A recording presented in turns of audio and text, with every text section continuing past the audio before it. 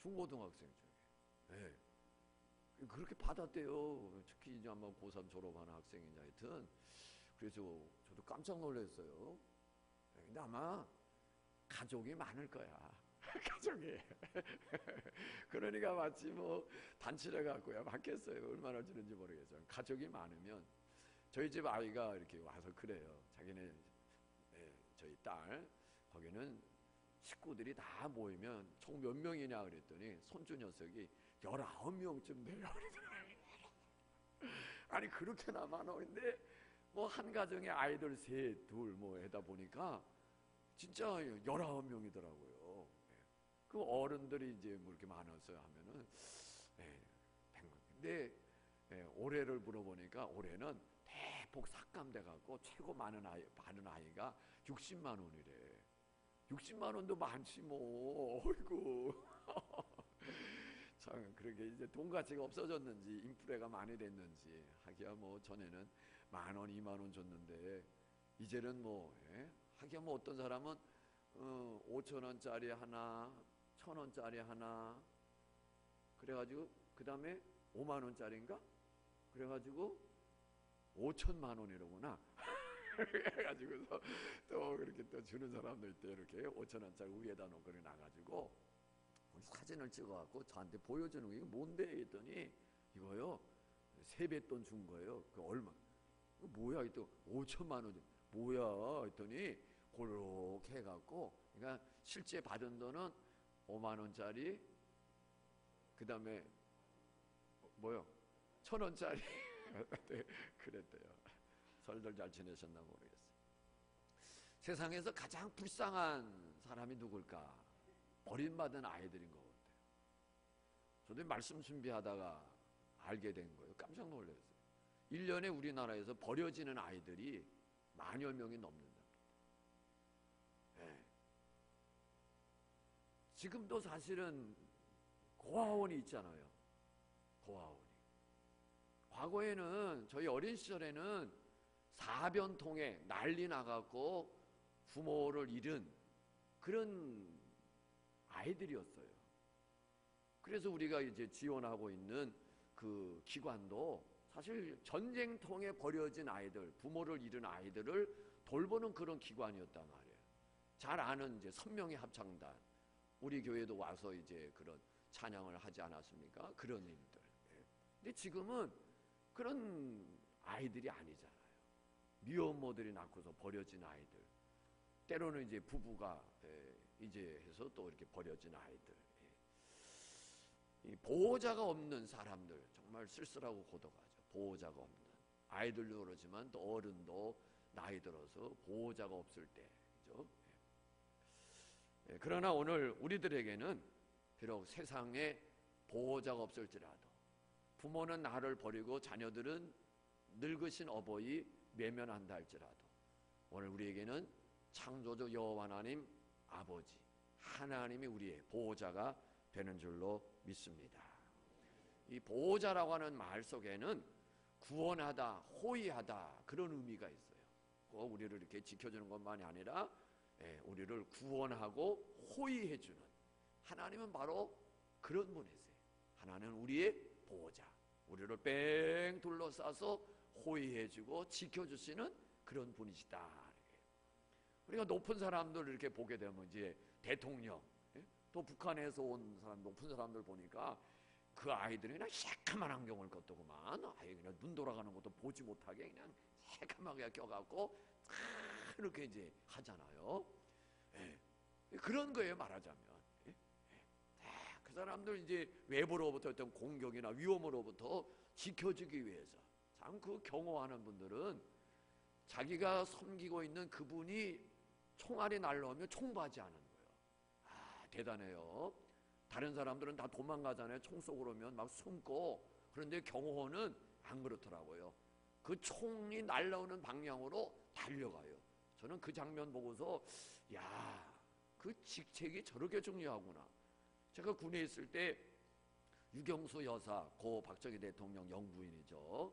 8.15 광복절에 그 이제 그 행사가 치러지는 그 장소에서 저격을 당해서 이제 단상에서 옆으로 이제 쓰러지는 뉴스를 보게 됐어요. 군생활 속에서. 예.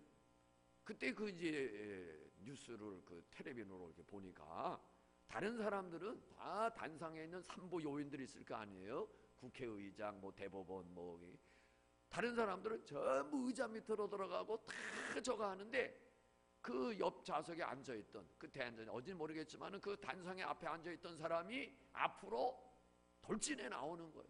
다른 사람들은 전부 자기 살겠다고 다 하는데, 근데 그분이 이제 경호실장이죠. 물론 그분이 이제 잘못된 실수로 학생 하나가 또 이렇게 목숨을 잃는 그런, 어쨌든 간에 이 보호자라는 건 그거예요. 하나님이 우리를 맹 둘러서 우리를 호위해 주시고 지켜주신다는 거예요. 얼마나 감사해요. 따라합시다. 하나님은 나의 보호자이십니다. 주변에 아무 보호자가 없을 때 병원에 가면 보호자 불러오라고 그러잖아요. 그럴 때 우리는 누구 찾아? 하나님 찾으셔야 돼. 보호자 불러오시래. 하나님이 나의 보호자라니까요. 아멘이십니까? 네. 오늘 우리가 읽은 이 민수기 9장 이 내용의 말씀은 이스라엘 백성들이 이제 애굽에서 나와갖고 저 이제 애굽 땅 제일 아래 밑에까지 내려간 시내산에 이제 머무르면서 성막을 짓게 되죠. 성막. 그 성막을 짓고 나서 이제 하나님의 영광에 나타나지는 그 상황이 오늘 읽은 말씀의 내용입니다. 이 광야라고 하는 말은 원래 히브리어로 미르바르라는 뜻이에요. 미르바르. 이 미르바르라는 말은 이 어디로부터라고 하는 그런 단어와 또 말씀, 이 말씀이라는 단어를 의미하는 그 단어에서 파생된 것이 이 광야라고 하는 단어라고 합니다. 그러니까 무엇으로부터, 그리고 그 지금 뒤에 나오는 르바르라고 하는 그 단어는 말씀이라고 하는 단어 속에서 파생된 단어라는 거예요. 그러면 광야라고 하는 것이 어떤 의미가 있는가? 어떤 의미인가? 하나님께로부터 음성을 듣는, 하나님께서 말씀하시는 장소가 광야다라는 거예요. 우리가 성경에 보면은 광야에서 있는 사건들이 굉장히 많습니다. 우선 믿음의 주 되시는 예수님도 공생을 시작하시기 전에 어디로 가셨다고 그랬어요? 광야로 가셨어요. 그 광야에서 하나님과 교제하고 하나님의 음성을 듣고 또 그 금식기도 40이 끝나는 가운데 마귀로부터 유혹을 받고 말씀으로 이기는, 그래서 광야는 하나님의 말씀을 듣는 거예요. 우리가 살아가는 이 세상길을 광야길이라고 표현합니다. 광야길. 정말 험한 길, 힘들고 어려운 길, 미래사를 알 수 없는, 어디가 길인지 알 수 없는 그런 척박한 황량한 길을 걸어가는 것이 우리 인생 광야길이에요. 그럼 이 광야는 뭐냐? 하나님의 말씀을 듣는 것이다. 아멘이십니까? 우리의 삶을 통해서 하나님의 말씀을 들을 수 있기를 예수님의 이름으로 축복합니다. 이스라엘 백성들이 이제 출애굽에서 길을 이제 떠납니다. 수르 광야를 통해서 또 마라를 통해서 엘림을 통해서 리비딤을 통해서 그 다음에 이제 왕의 대로라는 길이 있어요. 왕의 대로. 그래서 길을 떠나요. 이제 출애굽의 여정 쭉 홍해바다 있죠. 그 홍해바다를 끼고서 쭉 내려온다고 생각하시면 됩니다. 그래서 마라라는 곳도 오게 되고 쭉 내려와서 그리고 그 바네아에서 그 전장면 좀 보여주세요. 그래서 이제 하나님께 원망 불평함으로 인해서 그 광야에서 계속 돌고 도는 거예요. 근 40년 가까이 계속 돌다가 이제 비로소 이제 모세는 죽고 여호수아에 의해서 지도를 밖에 나가게 되는 그럽니다. 또 이스라엘 백성이 출애굽하는 과정에 있어서 왕의 대로라는 데가 있어요. 왕의 대로. 그러니까 이스라엘 백성들이 애굽에서 나와서 그냥 직선으로 빨리 갈 수도 있었어요.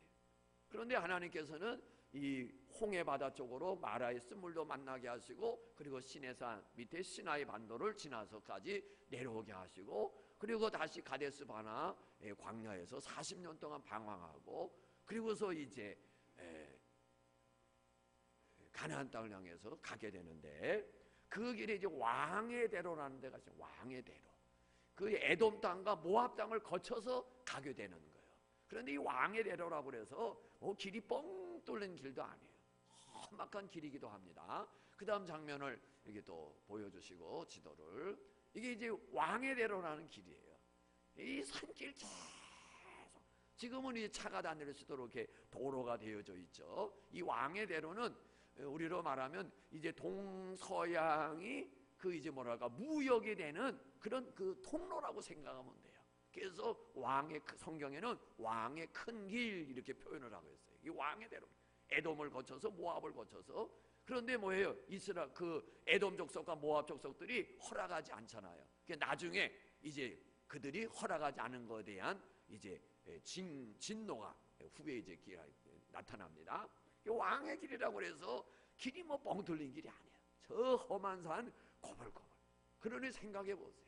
이스라엘 백성이 애굽에서 나와갖고 광야 사막길, 사막길을 지나고 왕의 대로 하지만 저 산을 타고 넘어서 이제 가야 되는 그 험한 길, 이 길 속에서 이제 가야 되는 상황 속에서 시내산에 머물 때 하나님께서 성막을 짓게 하시고, 그 성막을 지은 가운데 하나님의 영광이 나타나는 거예요.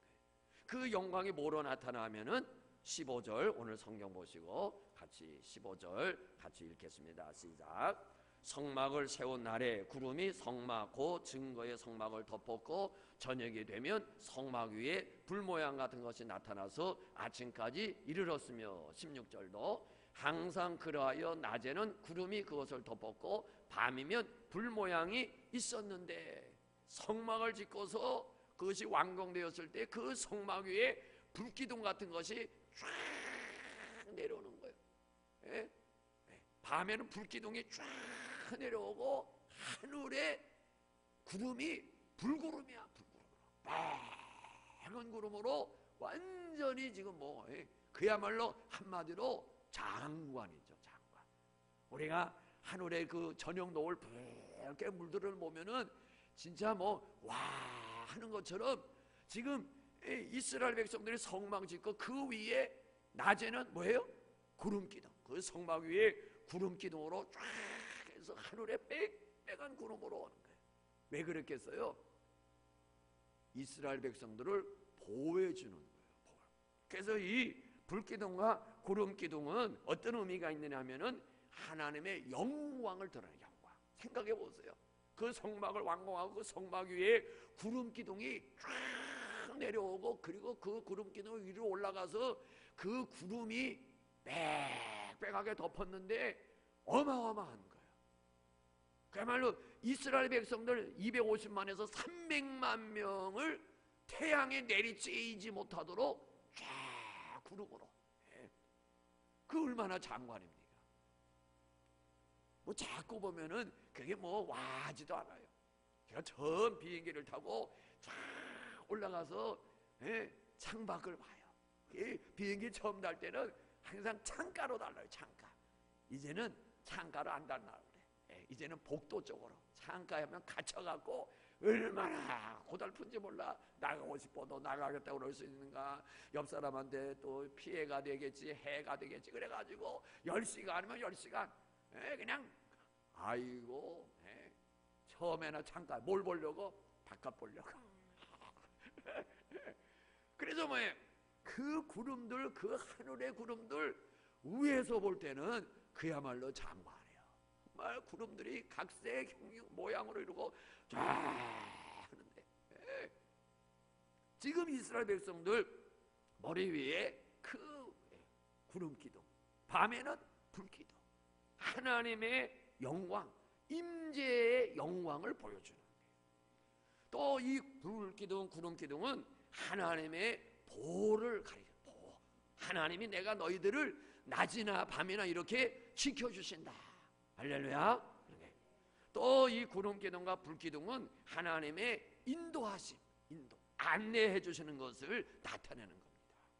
그래서 불 기둥과 이 구름 기둥은 하나님이 너의 백성을, 내 백성을 지켜주신다, 보호하신다라고 하는 증표가 있는 거예요.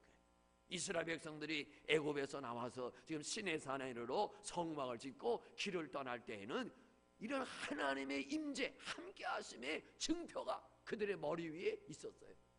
보이는 겁니다. 하나님이 나의 보호자가 되어서 내 주변을 호위하시는, 하나님이 호위하시겠어요? 하나님이 부리시는 천사들을 통해서 하는 거죠. 그게 만일에 눈에 보인다고 생각해 보세요. 밤길 걸어가도 겁날 거 있어요? 없어요? 없어요. 예? 뒤에서 누가 그냥 하면 그냥 아이고 놀래라 할 거 있어요? 없어요?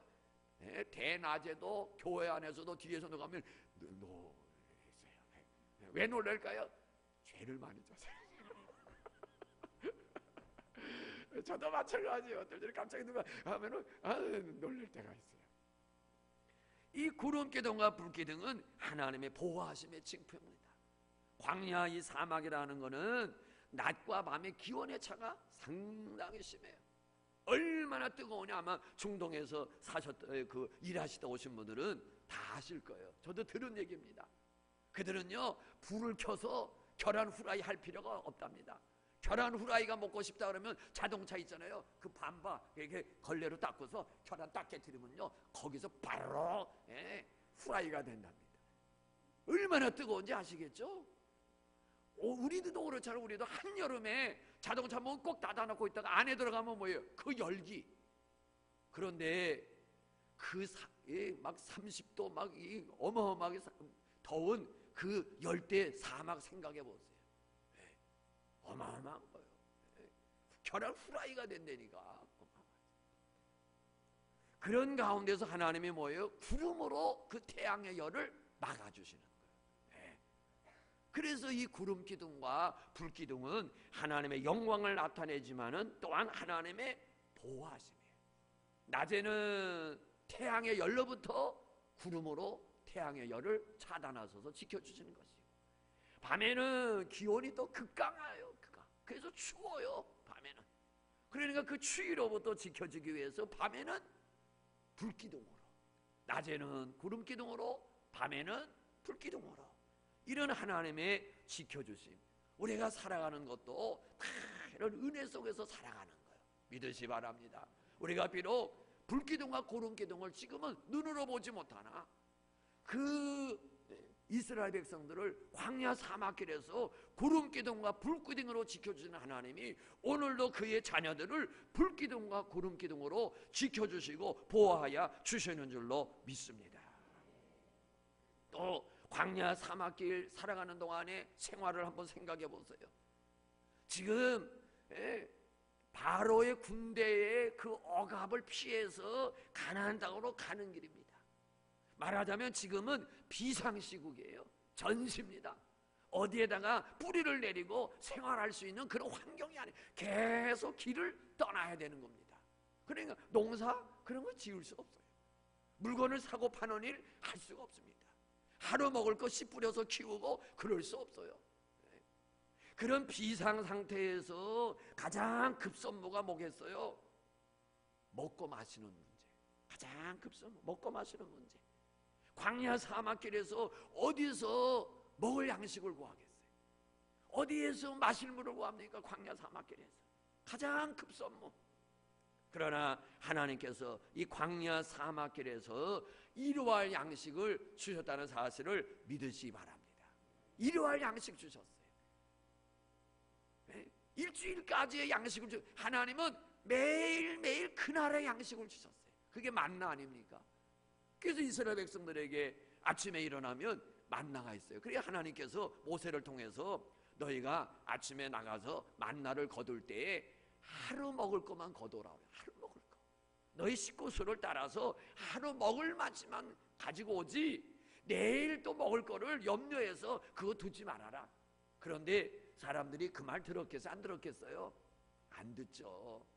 내일 내릴지 안 내릴지 어떻게 알아?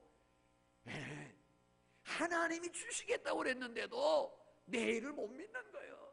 하나님 깜빡하고서 안 주면 어떻게 우리 다 굶어 죽으라고. 그러니까 이 구하러 갔다가는 내일치까지 더 걷어오는 거예요. 그리고서 남겨놔. 그거 어떻게 됐어요? 썩었어요. 곰팡이 나서 못 먹어. 그래서 하나님이 책망해요. 내가 일용할 양식 책임져 줄 테니까 내일 거 거두어오지 말아라. 그런데 또 신기한 일 있죠.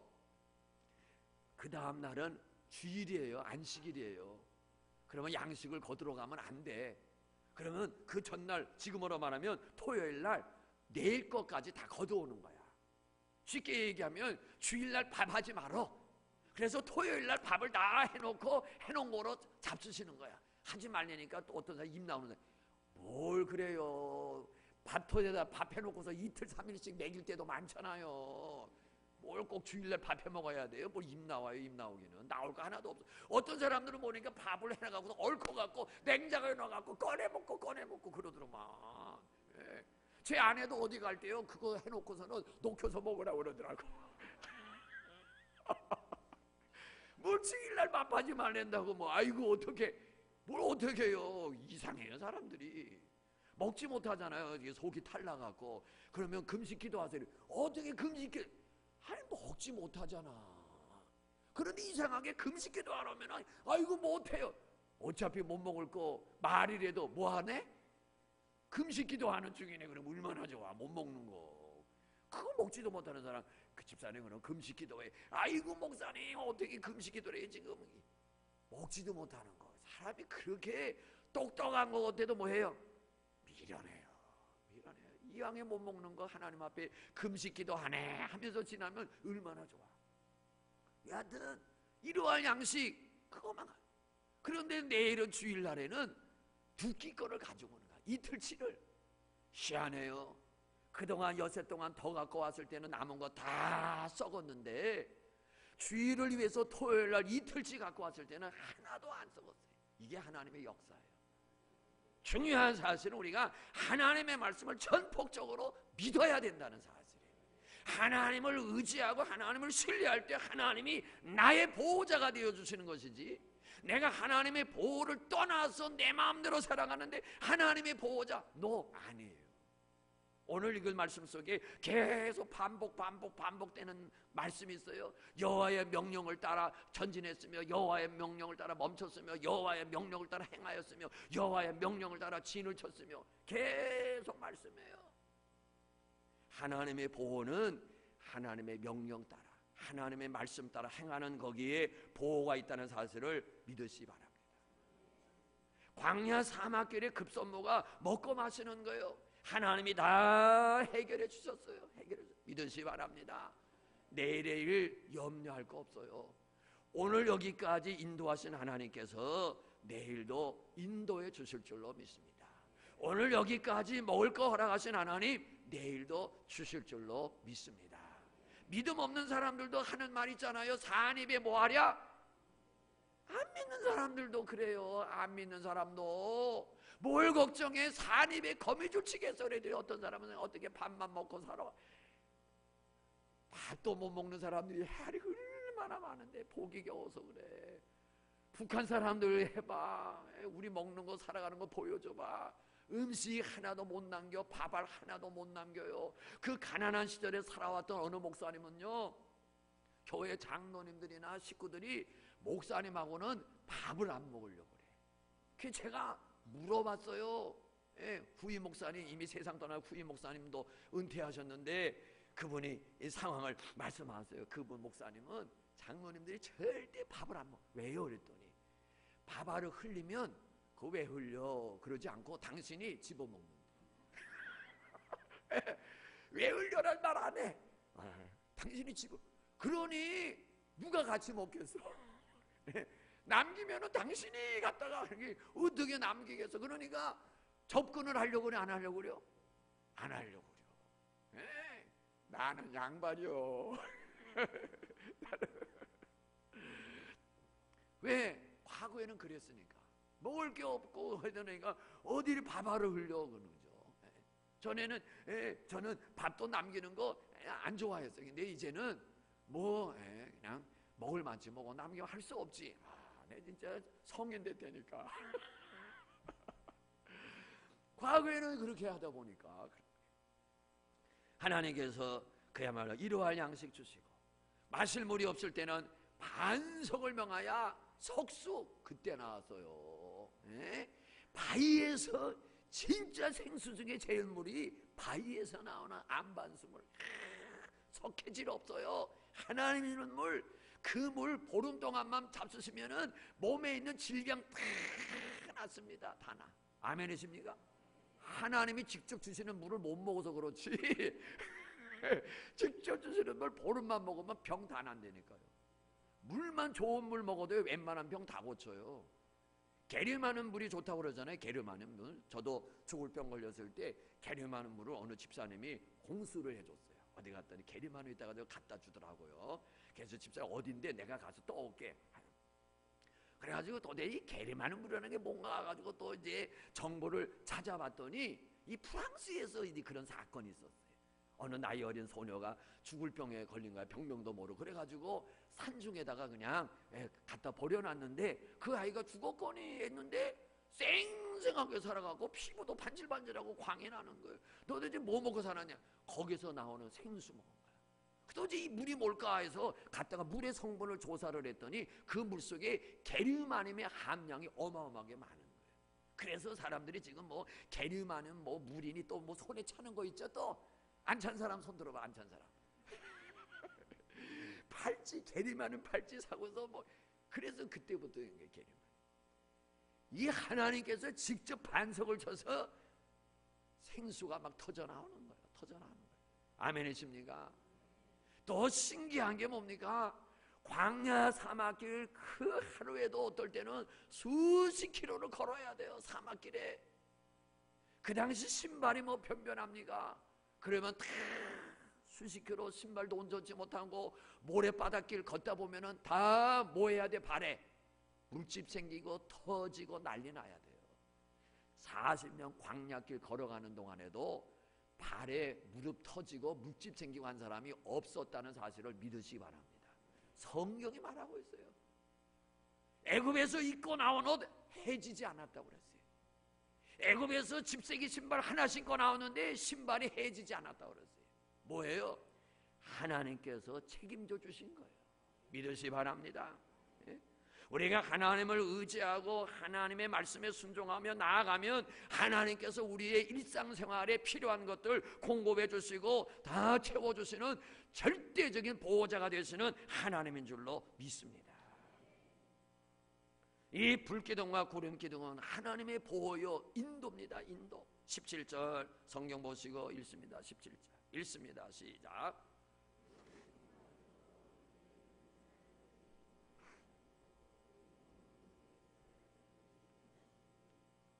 그 다음에 계속 보면은 명령을 따라 행진하고 명령 따라 멈췄고 명령 따라 진을 쳤고 명령 따라 진을 풀렀고 하는 내용들이 반복해서 나옵니다.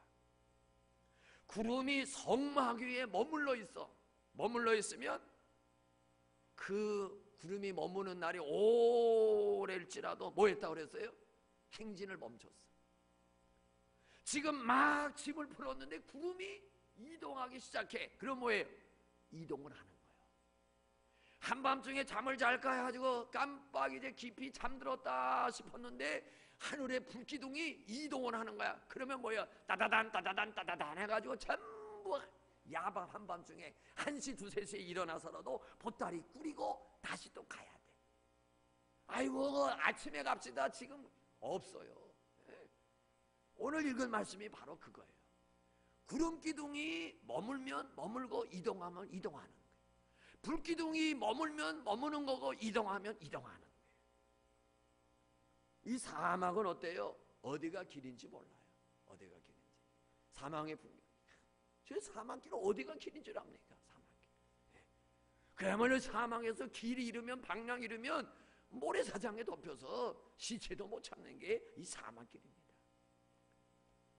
그런데 하나님께서 불기둥과 구름기둥으로 인도해 주시는 거예요. 저 황량한 길에서 어디니가 길인 줄 압니까? 19절을 봅니다. 성경 19절 보시고 읽습니다. 시작. 구름이 성막 위에 머무는 날이 오래일 때에는 이스라엘 자손의 여호와의 명령을 지켜 행진하지 아니하였을 거예요. 그러니까 이 구름기둥과 불기둥은 이스라엘 백성들의 행진하느냐 멈추느냐 전진하느냐 멈추느냐는 하나의 시그널, 신호입니다. 신호. 하나님께서 사인을 주는 거예요. 가라, 멈춰라, 멈춰라, 가라. 신호를 주는 것이 구름기둥과 불기둥이에요. 이스라엘 백성들은 위만 바라보고 그 징조 따라서 움직이면 가고 멈추면 멈추고, 이것이 성도의 신앙생활입니다. 아멘이십니까? 우리가 광야길 살아가는데 어떻게 살아가느냐? 하나님의 말씀이 가라 하면 가는 거고, 하나님의 말씀이 서라 하면 서는 것이고, 하나님의 말씀이 행하라 하면 하는 것이고, 하나님의 말씀이 하지 말아라 그러면 하지 않는 것이고, 그리야 할 때 하나님께서는 우리의 삶의 보호자가 되셔서 우리의 삶을 전적으로 책임지시고 우리의 길을 선한 길로 인도하여 주실 줄로 믿습니다. 오늘 말씀이 이거 가르쳐주는 거예요. 제멋대로 하는 게 아니에요. 가고 싶으면 가고 하기 싫으면 말고 아니에요. 하나님의 징조 따라서, 지시 따라서, 그 시그널 따라서 움직이는 거예요. 사람이 그야말로 의욕을 상실할 때 왜 의욕을 상실합니까? 자기의 기대치가 너무 높아. 그래서 스스로에 대해서 좌절하는 거예요. 그럴 때 의욕을 상실하죠. 목표를 세웠는데 목표에 도달하기까지가 너무나 힘들어. 그럴 때 찾아오는 절망감으로 인해서 의욕을 상실해요. 그 상실감이 크고 절망감이 크게 되면은 모든 것에 대한 의욕을 상실해. 다 하기가 싫어. 이거를 탈진이에요. 탈진하는 영어 단어가 더 재밌어요.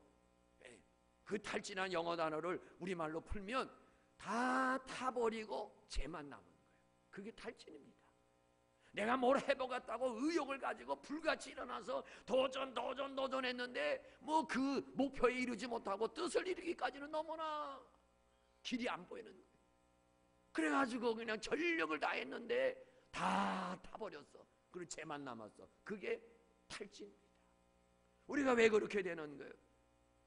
하나님의 역사를 기다리지 못하고 나의 조급함으로 이루고자 하는 데서 오는 그런 상태가, 그런 좌절과 실망인 줄로 믿습니다.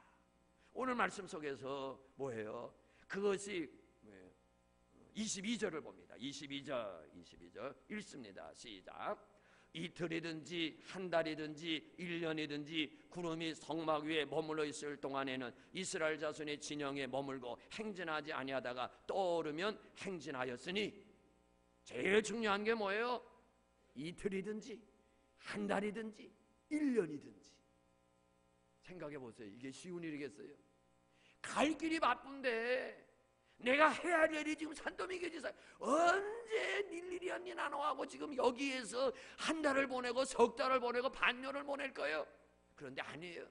오늘 21절 중요한 말씀이에요. 이틀이든지 한 달이든지 1년이든지 상황의 변화가 없으면 거기에 엎드려져 있는 거예요. 아멘이십니까? 근데 우리는 뭐예요? 기다리지를 못해. 하루 이틀 못 기다려. 한 달 못 기다려요. 석 달, 반년 못 기다려. 1년 못 기다려요. 하나님은 하나님의 자녀들이 광야 세상 속에서 뭘 배우기를 원하시느냐? 기다림을 배우셔야 돼요. 아멘이십니까? 기다림. 기다림은 다른 말로 말하면 뭐예요? 좀 느긋함이에요. 느긋함. 우리 성격이 어떠래요? 저도 마찬가지예요. 성격이 급합니다. 불같아요. 지금은 진짜 옛날에 내가 아니에요. 다 죽었어요. 진짜 이게 살아도 산 게 아니에요. 이게 우리 또 한국의 문화가 뭐예요? 빨리빨리잖아요. 빨리빨리. 좋은 점도 있지만은 여유가 없는 거야. 저거를 제가 왜 보여주냐면은 어느 목사님이 지금 은퇴하시고 작년에 올로 목사님 되신 분이 찍은 사진이에요. 멋있게 찍었어요. 외국이더라고요. 그리고 설명을 쭉 했는데 이 파도가 이렇게 멈춰있지 않습니까? 이분이 이 사진을 어떻게 찍느냐는 설명을 줬는데 빛의 속도를 시간으로 조절해서 느린 속도로 빛을 들어오게 하고, 그리고 이 카메라 렌즈를 최대한 느릿하게 이 장면을 찍어서 저 작품이 나왔다는 거예요. 뭐예요? 빛의 속도를 느리게 잡았고, 그 렌즈가 찍어지는 속도를 느리게 잡아갖고 실제로 파도로 밀려오는 그걸 잡은 게 아니라 천천히 카메라 돌도록 잡아서 저 작품이 나왔다는 거예요. 제가 말하고 싶은 바로 그거예요. 빠르다가 그래서 성공하는 게 아니라는 거예요. 다름질을 잘한다고 해서 선척하는 게 아니다 그거예요. 때로는 뭐가 필요해요? 음악에도 쉼표가 있잖아요. 쉼표. 음악에도 뭐예요? 크게 했다가 작게 했다는 게 있잖아요. 그죠? 그래서 음악도 강약이 올라갔다가 하면서 그냥, 그죠? 그럴 때는 왠지 우리 호흡도 막 올라갈 때는 열기가 쫙 오다가 쫙 내려가면 또 이런 강약이 있는 거예요. 부드러움이 있는 거예요. 뭐 음악뿐이겠습니까? 미술에도 명암이 있고 색을 짙게 하고 흐리게 하는 그런 빛을 더 바라게 하는 그런 거에 따라서 멋진 그림도 나오고 음악도 나오고 우리의 삶도 마찬가지예요. 속도가 빠르다고 성공하는 것이 아니에요. 오늘 우리는 그야말로 우리의 해를 주는 것이 뭐예요? 빨리빨리요. 빨리빨리. 어떤 분이 글을 읽다가 참 멋있는 말이다. 뭐 별 멋있는 말도 아니지만은 이것도 기발한 아이디어네.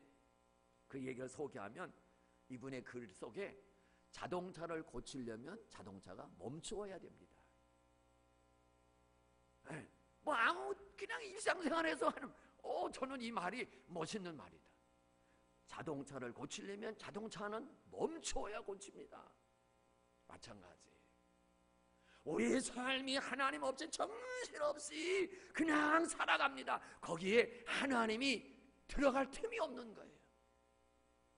내가 뭘 해보겠다고 분주하게 움직이는 거기에는 하나님이 개입할 저기가 없어요. 뭐가 필요해요? 내려놓음이에요. 삶의 속도를 줄이는 거예요. 멈추는 거예요. 멈춰야 뭐예요? 하나님께서 우리의 모든 삶 속에 또 내 육체 가운데 내 모든 질병도 하나님께서 고치시는 줄로 믿습니다. 고장난 차 멈춰야 고칠 거 아니에요. 우리의 몸 고장났어요. 망가졌어요. 멈춰야 될 거 아니에요. 그래서 평소에는 건강할 때는 쉼을 모르고 정신없이 살다가 몸에 고장이 나니까 그제서야 뭐 하는 거예요? 쉬는 거죠. 저도 마찬가지입니다. 죽게 되는 한 내려놔야 돼요. 죽느냐 사느냐 마당에 내가 뭐 이 자리 지키겠다고 차도가 없으니까 에라 그냥 설교하다가 죽자 하고 내려왔지 살 생각이라면 안 내려와야 되는 거죠. 삶에 분주하면서 내어 달리는데 하나님이 간섭할 틈이 없어요. 이제 우리가 구정으로 새로 시작하는 거예요. 느림의 생활. 느림의 생활. 느림은 뭐예요? 좀 마음에 여유를 갖자는 거예요. 그냥 사는 그래 전부 뭐 일 좀 하시죠. 바빠요. 시간 없어요. 그래 죽을 시간만 있구나 이제. 우리가 오늘 22절 말씀 꼭 기억하시고 이틀이든지 한 달이든지 1년이든지 하나님이 아무 말씀도 없으시면 그냥 그 자리에 있는 거예요. 계속 내 조급함 때문에 일 그르치지 말고 기다리는 거예요. 느긋함에 그림도 뭐예요? 하나의 여백이 있어야죠. 여백. 여유 있는 삶.